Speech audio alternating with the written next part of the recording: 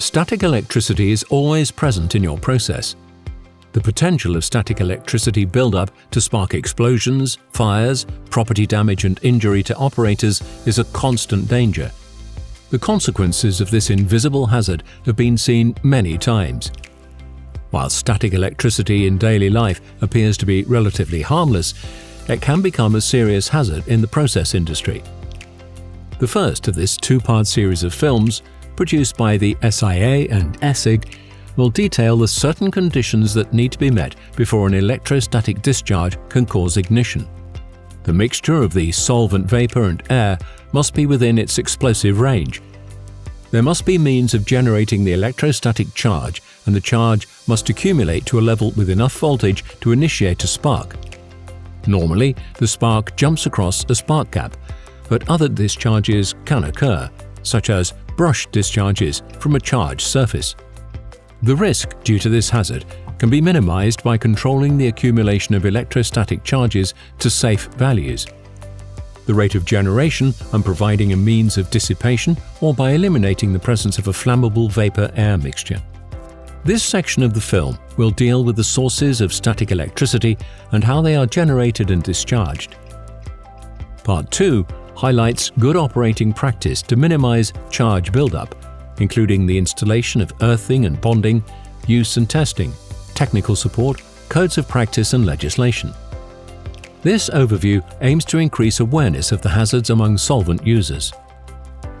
Static electricity can be generated by liquid movement, such as flow, mixing, pouring, pumping, filtering, or agitation, where the movement separates electrical charges which may accumulate in the liquid and containment systems, such as pipes, tanks, drums, and road tankers. If either of the materials is an insulator or the plant is isolated from earth, electrostatic charge will accumulate. A good example is liquid flowing through a metal pipe. Electrons move across the boundary between the two bodies and are then unable to return. The charge on the containment system can be dissipated quickly by ensuring that suitable earthing is in place prior to liquid transfer. If earthing is not in place, the charge in the liquid remains and is slowly dissipated, depending on the conductivity of the liquid. How quickly the static electricity charge builds up depends on a number of factors: the turbulence, the speed and contact of the liquid with the surface area of its surroundings, and the presence of impurities. The amount of charge remaining after a given time depends on the amount generated and the amount dissipated. The time required to ensure the charge dissipates to a safe level is known as the charge relaxation time, which varies with different solvents. Turbulence from high flow rates, splash filling, or free-falling liquids greatly increases the charge accumulation beyond the level generated in pipes. Filters can generate as much as 5,000 times the electrostatic charge generated in a pipe because of their large surface area. Dispersing operations can be particularly hazardous due to the extremely high rate of charge generation when particulates are present. Mixing or agitating non-miscible liquids can also generate high charge rates. Poor conductive liquids can spark in the vapor space to an exposed agitator blade or to a filling pipe. The electrostatic charge built up in the liquid will dissipate by migrating from the liquid to an earthing point, with the rate of dissipation depending on the liquid's conductivity.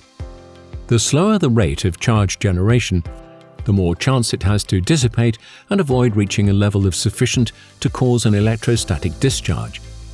While static electricity generation cannot be eliminated, its rate of accumulation should be minimized, although this is not always possible for some end users, such as spray applications.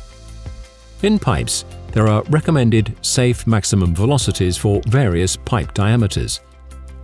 The second part of this film will focus on the practical measures that can be taken to prevent the build-up and discharge of static electricity to reduce the number of serious incidents.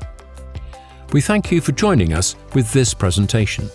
For further information, please visit our comprehensive websites.